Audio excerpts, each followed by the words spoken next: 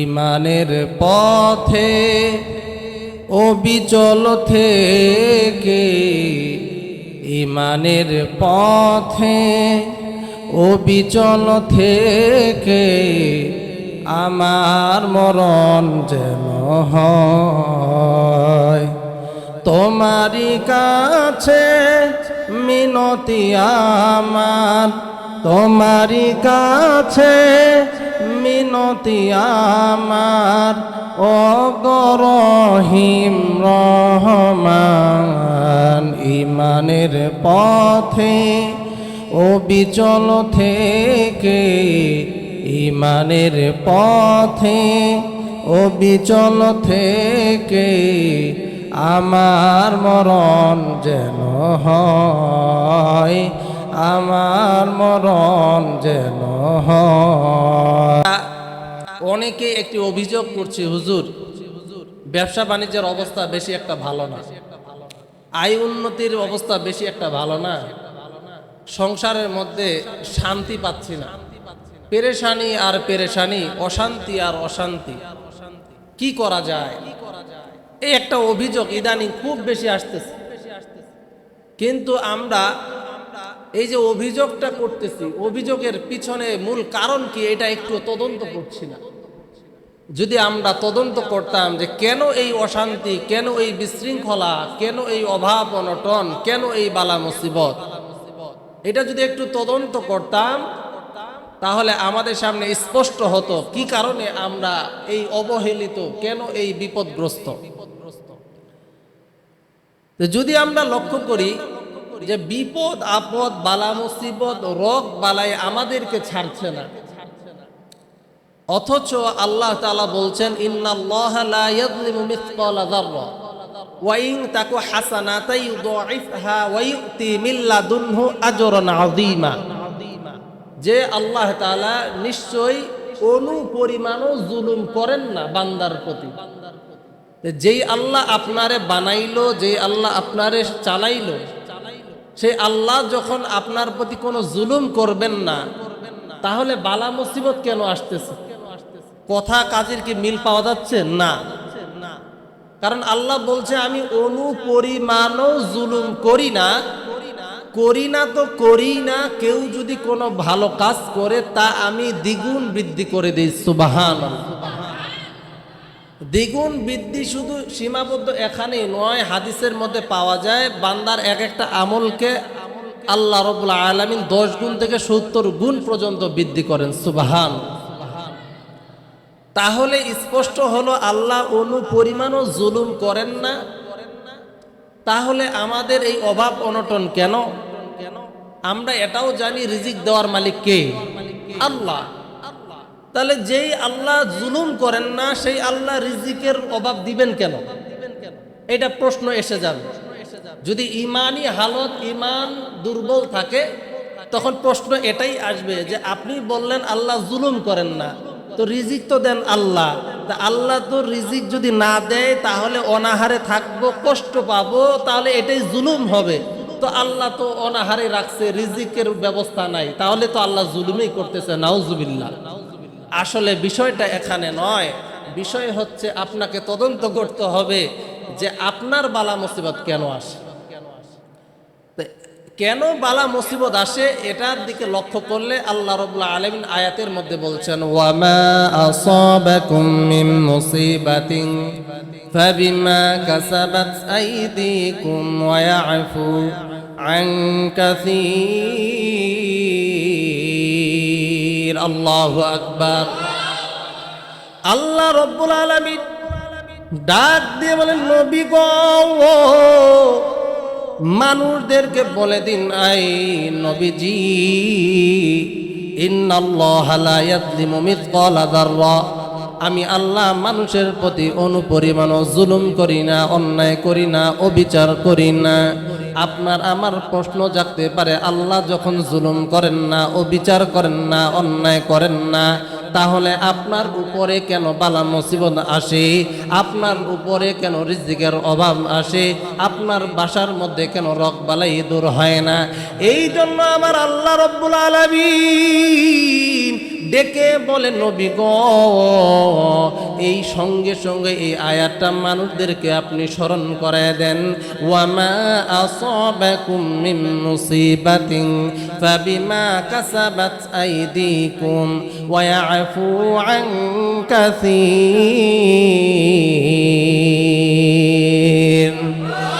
আল্লাহ রাব্বুল আলামিন ডাক দিয়ে বলেন, নবী গো, মানুষদের কেন জুলুমের শিকার হয়, মানুষ কেন অন্যায় অবিচারের শিকার হয়? কারণ হইল তাদের জীবনে যেই বালা মুসিবতগুলো আসে এটা তাদের নিজেরই কৃতকর্মের ফল। তারা তাদের হাত দ্বারা তা কামাই করে। কারণ আমি আল্লাহ তাদের বহু গুনাহকে আমি আল্লাহ ক্ষমা করে দেই। আমি বহু গুনাহ দেখেও না দেখার ভান করি। আমরা বুঝতে পারলাম আমাদের জীবনের মধ্যে বালা মুসিবত আসার কারণ হইল জিন্দেগির গুনার কারণে। আপনি গোপনে গুনাহ করেন, আপনি প্রকাশ্যে গুনাহ করেন, আপনি জেনায় জড়িত, আপনি সুদে জড়িত, আপনি ঘুষে জড়িত, আপনি বেবিচারে জড়িত, আবার আপনি ব্যবসায় জড়িত। আপনি কেমনে গুনাহ করার পর, আপনি কেমনে অন্যায় করার পর, আপনি কেমনে চুরি করার পর, আপনি কেমনে অবৈধ পন্থায় সম্পদ উপার্জন করার পর নিজের জীবনে সুখ শান্তির কামনা করেন, নিজের জীবনে বালা মুসিবত দূর হওয়ার আশা করেন। আল্লাহ রাব্বুল আলামিন ডাক দিয়ে বলেন, নবী গো, মানুষ এই হার রকম গুনাহ করার পরেও যদি আমি আল্লাহর দিকে মাথাটা নত করে দেয়, নবী গো, আমি আল্লাহ রাব্বুল আলামিন তাকে কেমনে মাফ করব জাননি? আমার আল্লাহ রাব্বুল আলামিন 6 নম্বর পারা সূরাতুল মাইদার আল্লাহ রাব্বুল আলামিন 39 নম্বর আয়াতে ডেকে বলেন, ফামান তাবা মিন বা'দি যুলমিহি ওয়া আসলাহা ফা ইন্নাল্লাহা ইয়াতুবু আলাইহি ইন্নাল্লাহা গফুরুর রহিম।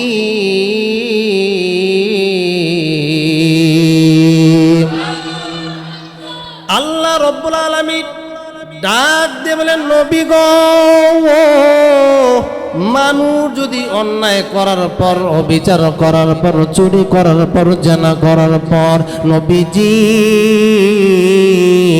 এরপরে সকল গুনাহ করার পর যদি তওবা করে, মিন বা'দি যুলমিহি, গুনাহ করার পর যদি মিন বা'দি যুলমিহি, অন্যায় করার পরে যদি তওবা করে, ওয়া আসলাহা, নিজেকে সংশোধন করে, ও নবীজি আপনি বলে দিন, ফা ইন্নাল্লাহা ইয়াতুবু আলাইহি, আমি আল্লাহ তার তওবা কবুল করব। সুবহানাল্লাহ। আল্লাহ রাব্বুল আলামিন যখন আপনার গুনাহগুলোকে, আপনার অপরাধগুলোকে ক্ষমা করবে, আপনার অবিচারগুলোকে ক্ষমা করবে, ওই আল্লাহ আপনার অভাব অনটন দূর করে দিবে, আপনার রিজিকের অভাব দূর করে দিবে, আপনার বালা মুসিবত দূর করে দিবে, আপনার ঘরের মধ্যে রহমত বরকত নাজিল করে আপনাকে আনন্দিত করবে। সুবহানাল্লাহ। তাহলে বোঝা গেল আপনার জীবনে যে মুসিবতগুলো আসতেছে, আমার আল্লাহর এখানে কোনো হাত নাই, আপনি নিজের হাতেই তা কামাই করতেছেন। কিভাবে? যে আপনি অন্যায় করছেন, জুলুম করছেন, গুনাহের কাজে জড়িত আছেন, যার কারণে আপনার জিন্দেগিতে গুনাহ আর গুনাহের কারণে আপনার বরকতগুলো উঠে যাচ্ছে। আর যখন বরকত উঠে যায় তখন আপনি পেরেশানির মধ্যে নিয়োজিত, তখন আপনি অভাবের মধ্যে নিয়োজিত, তখন আপনি ঋণগ্রস্ত, তখন আপনি পদে পদে বিপদে থাকেন। কথা বলুন ঠিক কিনা? তাহলে আপনার জীবনে গুনাহের কারণে দুই ধরনের সমস্যা আসবে। একটা হচ্ছে পারিবারিক ব্যক্তিগত সমস্যা, আরেকটা হচ্ছে সামাজিক সমস্যা। পারিবারিক এবং সামাজিক সমস্যা, এই দুইটা সমস্যা আসবে। তো ব্যক্তিগত সমস্যা, আপনি যদি গুনাহে জড়িত থাকেন, আপনার ব্যক্তিগত সমস্যা আসবে 4টা। কয়টা? একটু মনে রাখবেন। আজকে ইনশাল্লাহ চেষ্টা করব আলোচনা একটু তাড়াতাড়ি শেষ করার, অনেকের অনেক জরুরত আছে, এই জন্য এটা মাথায় রেখে আমি আলোচনা করতেছি। শর্টকাট কিছু কথা বলবো, মনে রাখবেন। আপনি যদি গুনাহের কাজে জড়িত হন, তাহলে আপনার সর্বপ্রথম ব্যক্তিগতভাবে 4টা মুসিবত আপনার জীবনে আসবে। এক নম্বর মুসিবত আসবে যে আপনার উপর থেকে রিজিকের অভাব, আপনার উপর থেকে সমস্ত বালা মুসিবতের মধ্যে প্রথম নম্বর মুসিবত হচ্ছে রিজিকের অভাব দেখা দিবে। সাওবান রাদিয়াল্লাহু তাআলা আনহু বলেন, 9357 নম্বর হাদিস, এখানের মধ্যে পাওয়া যায়, ইন্না রাজুলা লা ইহরামু রিজকা বিযামবি ইউসিবুহু, যে নিশ্চয়ই প্রত্যেকটা বান্দার গুনাহের কারণে তার উপর রিজিকের অভাব দেখা যায়, অর্থাৎ তাকে রিজিক থেকে মাহরুম করা হয়। তাহলে আপনি যখন গুনাহ করবেন, আপনার পরিবারে যখন গুনাহ থাকবে, তখন প্রথম নম্বর যে সমস্যা আপনার ব্যক্তিগত হবে, আপনার রিজিকের অভাব দেখা দিবে। আপনি কামাই করছেন অঢল, কিন্তু আপনার টাকা থাকে না। আপনি বহু টাকা ইনকাম করছেন, নিজের চোখেই দেখতেছেন, কিন্তু পরক্ষণে দেখতেছেন টাকাগুলো আবার অন্য কাজে ব্যয় হয়ে যাচ্ছে, আপনি সঞ্চয় করতে পারতেছেন। এটা হচ্ছে প্রথম নম্বর ক্ষতি। 2 নম্বর, আব্দুল্লাহ ইবনে আব্বাস রাদিয়াল্লাহু তাআলা আনহু বলেন, 22339 নম্বর আয়াতের মধ্যে পাওয়া যায়, এই হাদিসের মধ্যে আছে যে রাসূলুল্লাহ সাল্লাল্লাহু আলাইহি ওয়াসাল্লাম বলছেন যে আপনি যদি গুনাহের কাজে জড়িত হন, তাহলে আপনার চেহারা এবং আপনার অন্তর কালো হয়ে যাবে। চেহারা এবং অন্তর কালো হওয়ার সিস্টেম কি? যে বেলাল রাদিয়াল্লাহু তাআলা ছিলেন কিন্তু কালো, কিন্তু তার ঈমান এবং আমলের কারণে তার চেহারার মধ্যে একটা নুরানি আলো ছিল। তো আপনি যখন গুনাহের কাজে জড়িত হবেন, আপনার কলবটা যখন মরে যাবে, তখন আপনার চেহারার মধ্যে আলো থাকবে না, দেখলেই বোঝা যাবে যে মনে হয় লোকটা গুনাহে জড়িত, এবং অন্তরটা হয়ে যাবে কালোওয়ালা, মানে আপনার ইমানি হালতটা হবে দুর্বল। আপনি নামাজের প্রতি উদাসীন, ভালো কাজের প্রতি উদাসীন, সব সময় আপনাকে ভালো কাজ থেকে পৃথক করা হবে। তার কারণ হলো আপনার জীবনের গুনাহ। এটা হচ্ছে 2 নম্বর ক্ষতি। 3 নম্বর ক্ষতি হচ্ছে আপনি যদি গুনাহে জড়িত হন, আপনি যদি যে কোনো পাপ কাজে নিয়োজিত থাকেন, সেটা আমরা দেখি বা না দেখি, আল্লাহ তো সবই দেখে। এরকম যদি আপনার কোনো গুনাহ থাকে, 3 নম্বর ক্ষতি হইল আল্লাহ তাআলা আপনার উপরে নারাজ হয়ে যান, আপনার দিকে আর তাকান না। শুধু নিজেই তাকান না, না না, আল্লাহ রাব্বুল আলামিন জিবরাইল সাল্লামকে বলেন, আমি আল্লাহ ওই ব্যক্তির প্রতি নারাজ, তুমিও তার প্রতি নারাজ হয়ে যাও, নাউজুবিল্লাহ। এবং জিবরাইল সাল্লাম 7ম আসমান থেকে নিয়ে 1ম আসমানে সমস্ত ফেরেশতারা, সমস্ত মাখলুকাতের মধ্যে প্রচার করবে, ওই ব্যক্তির পরে আমার আল্লাহ তাআলা নারাজ, তোমরা সবাই তার প্রতি নারাজ হয়ে যাও, নাউজুবিল্লাহ। এটা হলো 3 নম্বর ক্ষতি। 4 নম্বর ক্ষতি আপনার জীবনে যেটা আসবে, সেটা হচ্ছে আপনার প্রতি লানত, অভিশাপ দিতে থাকবে। আমার আল্লাহ বলছেন, উলাইকা ইয়ালআনুহুমুল্লাহু ওয়া ইয়ালআনুহুমুল লাঈনুন, যে কাফের এবং মুনাফিক এবং গুনাহগার, তাদের প্রতি আল্লাহর পক্ষ থেকে অভিশাপ, আল্লাহর পক্ষ থেকে অভিশাপ, এবং সমস্ত মাখলুকাতের তার জন্য বদদুয়া, নাউজুবিল্লাহ। তাহলে আপনি গুনাহ করার কারণে আপনার জীবনে যদি এইরকম বড় বড় 4টা মুসিবত চলে আসে, আপনিই বলুন আপনি কেমনে ভালো থাকবেন, কেমনে আপনি ভালো কিছুর আশা করেন? এটা তো সম্ভবই না। যেখানে আল্লাহ তাআলা অভিশাপ দিচ্ছে, যেখানে মানুষগুলো বদদুয়া করতেছে, যেখানে মাখলুকাতগুলো আপনার জন্য বদদুয়া করতেছে, সেখানে আপনি ভালো কাজের আশা কেমনে করেন, ভালো কিছুর আশা কেমনে করেন? এটা নিতান্তই বোকামি ছাড়া আর কিছুই নাই। কথা বলুন ঠিক কিনা? এটা হলো পারিবারিক ব্যক্তিগত সমস্যা। যদি আপনি গুনাহ করেন, এই গুনাহটা যদি সমাজের মধ্যে ছড়িয়ে যায়, তাহলে ওমর রাদিয়াল্লাহু তাআলা আনহুর হাদিসের মধ্যে পাওয়া যায়, ইবনে ওমর রাদিয়াল্লাহু তাআলা আনহু বলেন যে রাসূলুল্লাহ সাল্লাল্লাহু আলাইহি ওয়াসাল্লাম বলছেন, যদি গুনাহটা সমাজের মধ্যে ছড়িয়ে যায়, যেই সমাজে বেবিচার, যেই সমাজে অন্যায় অবিচার বেশি হবে, ওই সমাজের মধ্যে এমন কিছু মহামারী দেখা দিবে, যেই মহামারীগুলো পূর্বপুরুষগুলো কখনো দেখেই নাই, ছিল না, কেউ জানতো না। তো রাসূলুল্লাহ সাল্লাল্লাহু আলাইহি ওয়াসাল্লাম হাদিস মিলে যাচ্ছে যে যখন সমাজের মধ্যে এইরকম অন্যায় অবিচার হবে, তো ওই সমাজে কিছু মহামারী দেখা দিবে যেগুলো পূর্বপুরুষগণ কখনো দেখেই নাই। এটা হচ্ছে 1 নম্বর ক্ষতি সমাজের। 2 নম্বর ক্ষতি হলো যেই সমাজের, যেই জাতির, যেই গোত্রের মানুষগুলো ওজনে কম দিবে, ওজনে মাপকাঠি কম করবে, সেখানে আমার আল্লাহ রাব্বুল আলামিন অনাবৃষ্টি সৃষ্টি করবেন। কিন্তু তারপরেও মাঝে মধ্যে আল্লাহ একটু বৃষ্টি দেন। কেন? কারণ আল্লাহ তাআলার কিছু মাখলুকাত, কিছু পশু পাখি আছে যারা আল্লাহর জিকির করে, জিকির করার কারণে তাদের ওসিলায় আপনাদেরকেও বৃষ্টি দিয়া ধন্য করে। সুবহানাল্লাহ। যদি তারা না থাকতো তা আল্লাহ আমাদেরকে গজব দিয়া দিত। এটা হচ্ছে সমাজের 2 নম্বর ক্ষতি। 3 নম্বর, সমাজের মধ্যে যদি অন্যায় অবিচার দেখা যায়, যদি এমনটা দেখা যায় যে এই সমাজে আল্লাহ এবং রাসূলের কাছে যেই প্রতিশ্রুতিগুলো দেওয়া আছে মানুষের পক্ষ থেকে, সেগুলো যখন তারা যথাযথভাবে পালন করবে না, তখন আল্লাহ তাআলার এমন একটা গজব আসবে, এমন একটা নারাজি আসবে যে আল্লাহ তাআলা তাদের উপরে সকল প্রকার বিপদ আপদগুলো চাপাই দিবে। নাউজুবিল্লাহ। 4 নম্বর যেই গজবটা আপনার উপরে আসবে, এই 3 নম্বর গজবে এটাও বলা যায়, হাদিসের মধ্যে এটা আছে যে যখন আপনি রাসূল এবং আল্লাহ তাআলার বিধানকে লঙ্ঘন করবেন, তখন বিজাতীয় শাসন কর্তাগুলোকে আপনাদের উপরে চাপাই দিবে। তারা আপনাদেরকে পরিচালনা করবে এবং আপনাদের ধন সম্পদগুলোকে ধীরে ধীরে লুটায় খাবে। আর 4 নম্বর যেই ক্ষতিটা আপনার হবে, আপনি যদি এই আল্লাহ এবং তার রাসূলের বিধান অনুযায়ী জীবনকে পরিচালনা না করেন এবং দেশের এবং সমাজের যেই শাসনকর্তারা রয়েছে তারা যদি সঠিকভাবে বিচার কার্য পরিচালনা না করে, তখন আল্লাহ তাআলা নারাজ হয়ে ওই সমাজের মধ্যে তাদের মধ্যে যুদ্ধ বাধায় দিবে। তখন পারিবারিক দ্বন্দ্ব, সামাজিক দ্বন্দ্ব দেখা দিবে, কারণ তারা বিচারের মধ্যে অন্যায় করত, জুলুম করত, ইনসাফ করত না, যার কারণে আল্লাহ নারাজ হইয়া তাদের মধ্যে যুদ্ধ বাধায় দিবে। এগুলো আপনারা সমাজের মধ্যে খুঁজে পাবেন। আমি যেই যেই গুণগুলো বললাম, যেই যেই সমস্যাগুলো বললাম, প্রত্যেকটা সমাজে, প্রত্যেকটা এলাকায়, প্রত্যেকটা জেলায় এই সমস্যাগুলো আছে আছে আছে। এই হলো আমাদের অবস্থা। তার মূল কারণ হচ্ছে আমাদের জিন্দেগির গুনাহ। তাহলে বলছিলাম আলোচ্য বিষয় আমাদের জিন্দেগিতে বালা মুসিবত আসার কারণ। আমাদের জিন্দেগিতে বালা মুসিবত আসার কারণ 1 নম্বর হচ্ছে আমাদের জিন্দেগির গুনাহ। 2 নম্বর, আমাদের জিন্দেগিতে বালা মুসিবত আসে কেন, এটারও ব্যাখ্যা যদি আমরা কোরআনুল কারীমকে জিজ্ঞেস করি, ওহে কোরআন, আমাদের জিন্দেগিতে কেন বালা মুসিবত আসে?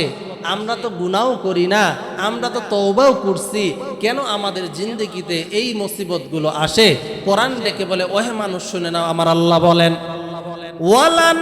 وَلَنَبْلُوَنَّكُمْ بِشَيْءٍ مِّنَ الْخَوْفِ وَالْجُوعِ وَنَقْصٍ مِّنَ الْأَمْوَالِ وَالْأَنفُسِ وَالثَّمَرَاتِ وَبَشِّرِ الصَّابِرِينَ।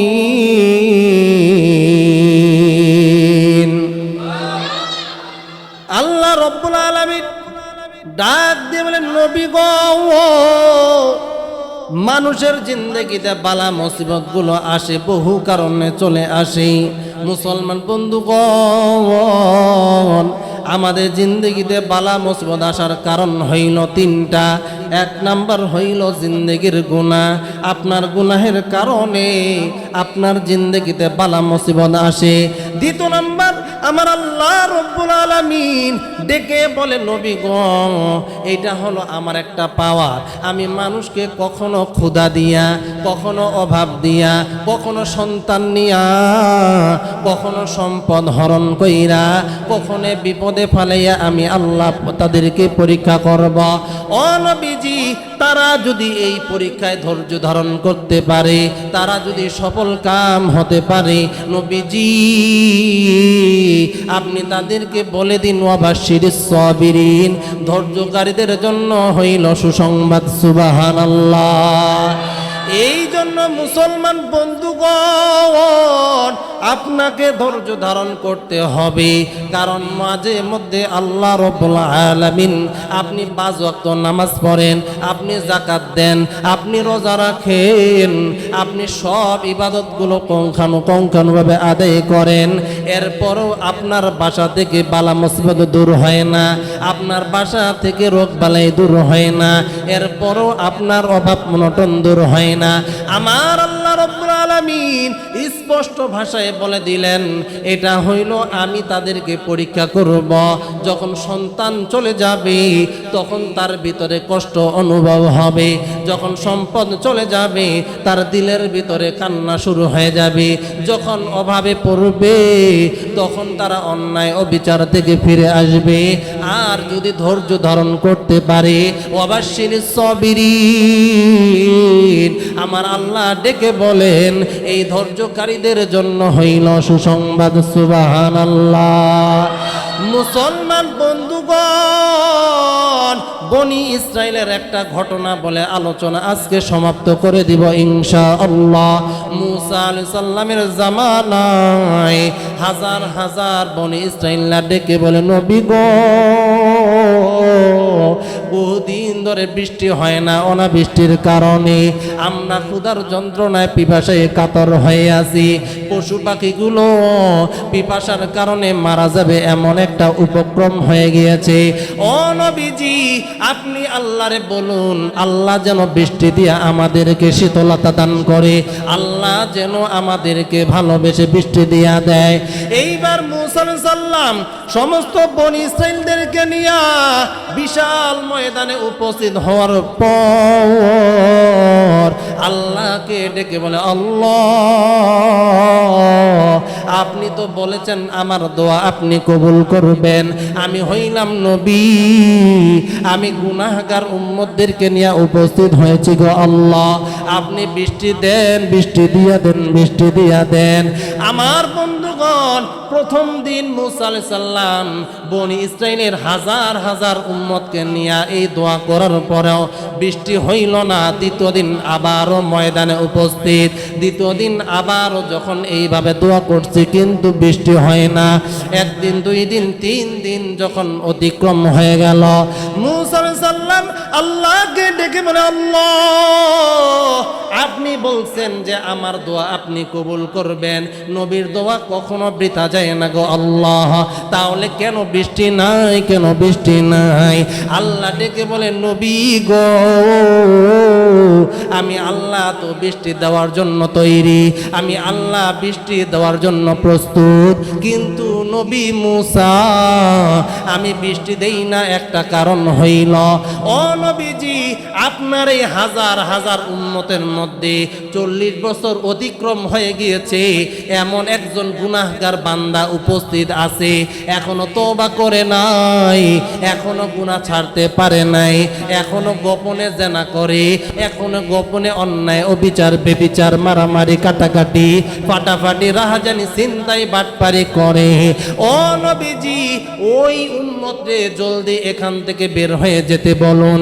নবী গো, ওই গুনাহগার উম্মত যদি এই জায়গা থেকে চলে যায়, আমি আল্লাহ এই জায়গায় বৃষ্টি দিয়া তোমাদেরকে শীতলতা দান করব। মুসা আলাইহিস সালাম গায়েবী এই আওয়াজ পাওয়ার পর হাজার হাজার উম্মতের মধ্যে উঁচু আওয়াজে এলান করে দিল, আমার আল্লাহ ডেকে বলেছে, এই হাজার হাজার উম্মতের মধ্যে 40 বছর অতিক্রম হয়েছে এমন বৃদ্ধ মানুষের এমন গুনাহ আছে যে এখনো তওবা করে নাই, যার কারণে আমার আল্লাহ নারাজ হইয়া বৃষ্টি দেয় না, বৃষ্টি দেয় না। কে আসো, জলদি কইরা চইলা যাও, জলদি কইরা চইলা যাও।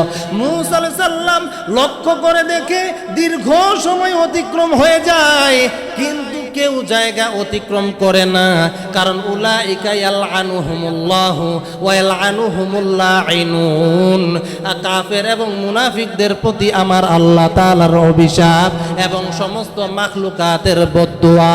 এই আমার বন্ধুগণ, দীর্ঘ দীর্ঘ সময় অতিক্রম হওয়ার পর যার দিলের মধ্যে ভয়, যার দিলের মধ্যে গুনাহ, এই লোকটা চিন্তা করে দেখে রে, আমার বয়স তো 40 বছর অতিক্রম হয়ে গিয়েছে, এখনো আমি জেনা করা ছাড়ি নাই, এখন আমি অন্যায় করা ছাড়ি নাই, এখনো মানুষের সম্পদ লুণ্ঠন করা ছাড়ি নাই, এখনো বেবিচার করা আমি ছাড়ি নাই। ও আল্লাহ,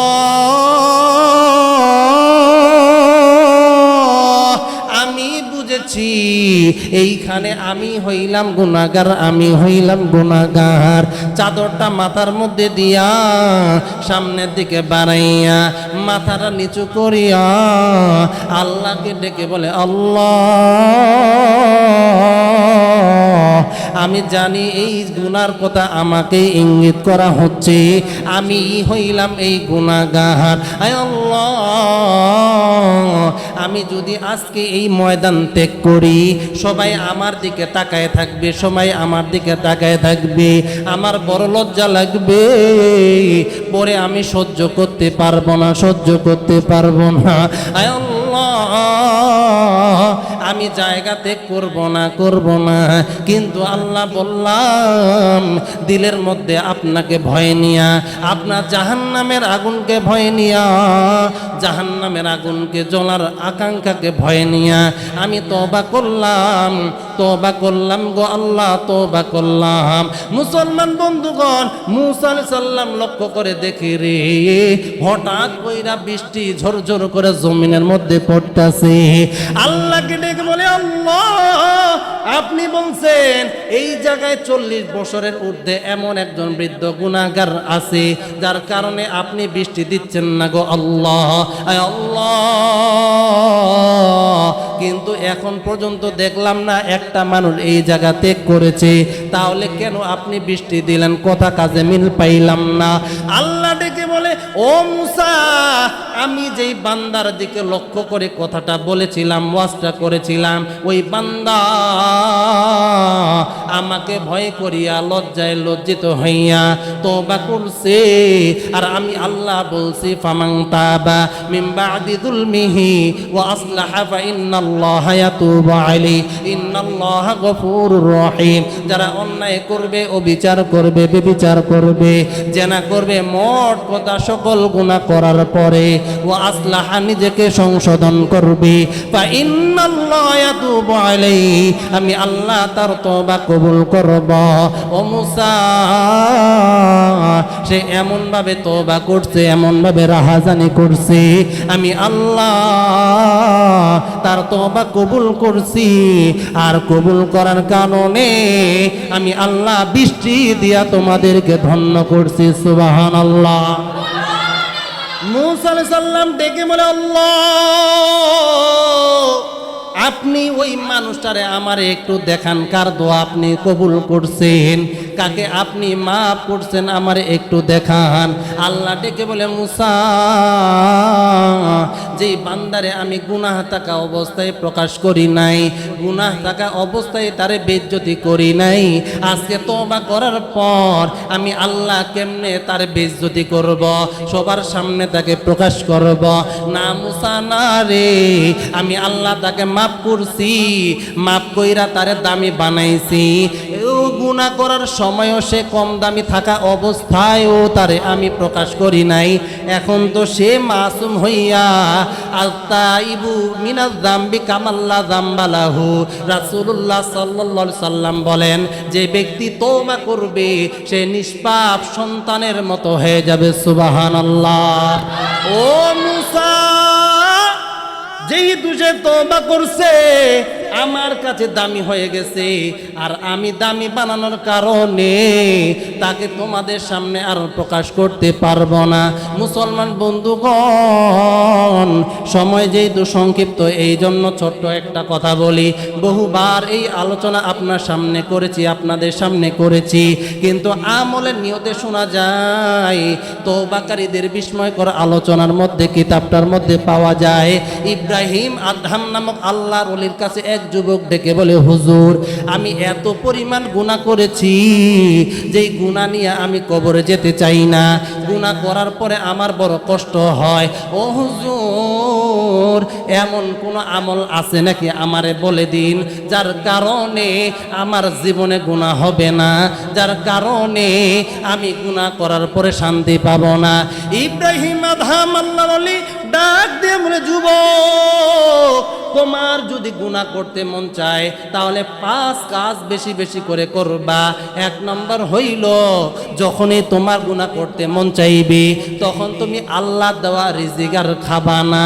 এইবার আল্লাহর ওলির কথা শোনার পর যুবক ডেকে বলে, হুজুর দুনিয়ার জমিনে সব খাবার তো হইল আমার আল্লাহর, ধানটাও আমার আল্লাহর, বিস্কুট পানি সব কিছু হইল আমার আল্লাহর, তাহলে আমি ইহা ছেড়ে খাবো কি? আল্লাহর ওলি ডেকে বলে, যুবক আল্লাহ দেওয়া রিজিক খাইবা আবার তুমি গুনাহের কাজে জড়িত হইবা।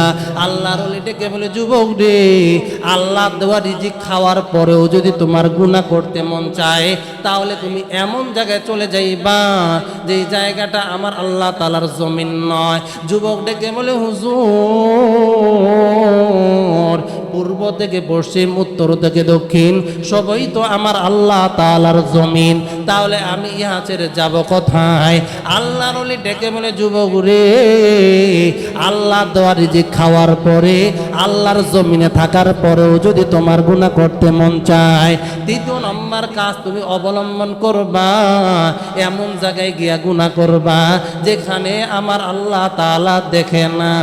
আল্লাহর ওলির কথা শোনার পর যুবক ডেকে বলে, হুজুর পূর্ব থেকে পশ্চিম উত্তর থেকে দক্ষিণ এমন কোনো জায়গা নাই যেই জায়গায় আমার আল্লাহ তাআলা দেখে না, সবই তো আমার আল্লাহ তাআলা দেখে। দুনিয়ার কেউ না দেখলে আমার আল্লাহ দেখে, ঘরের কোণে গুনাহ করলে আমার আল্লাহ তাআলা দেখে, রাতের অন্ধকারে গুনাহ করলে আমার আল্লাহ দেখে, তাহলে আমি কি করব? উপায় নাই, উপায় নাই। আল্লাহর ওলি ডেকে বলে, যুবক আল্লাহ দেওয়া রিজিক খাওয়ার পরে আল্লাহর জমিনে থাকার পরে আল্লাহ দেখে জানার পরেও যদি তোমার গুনাহ করতে মন চায়, 4 নম্বর কাজ তুমি অবলম্বন করবা। যেই দিন তোমার জান কবজ করার জন্য আজরাইল সাল্লাম চলে আসবে, ওই দিন ডেকে বলবা, আজরাইল ভাই আমি তো জিন্দেগিতে কোনো ভালো আমল করতে পারি নাই, আমারে 2টা দিন অবকাশ দিন, আমারে 2 দিন সুযোগ দিন, আমি একটু ভালো কাজ করি। আল্লাহর ওলির কথা শোনার পর যুবক ডেকে বলে, হুজুর যেই দিন আজরাইল চলে আসবে ওই দিন আমারে আর কোনো অবকাশ দিবে না, এখন পর্যন্ত কাউরে অবকাশ দেয় নাই, তাহলে আমি তো ওই দিন বাঁচতে পারবো না। আল্লাহর ওলি ডেকে বলে, যুবক রে যেই দিন আজরাইল আসবে গুনাহওয়ালা জিন্দেগি নিয়ে তোমারে জীবন ত্যাগ করতে হবে, এটা জানার পরেও যদি তোমার গুনাহ করতে মন চায়, 5 নাম্বার যখন তোমার জীবনে কোনো ভালো আমল নাই, তুমি অন্যায় করছো এরপরেও খাবার খাইছো, তুমি অন্যায় করছো আল্লাহর জমিনে বসবাস করছো, তুমি অন্যায় করছো এরপরও আল্লাহ দেখে জানার পরেও গুনাহ করছো, আজরাইল জান কবজ করতে আল্লাহ ঠেকাইতে পারবা না, এরপরও তুমি গুনাহের কাজে জড়িত হয়েছ, এখন তুমি জাহান্নামী, এখন তুমি জাহান্নামী।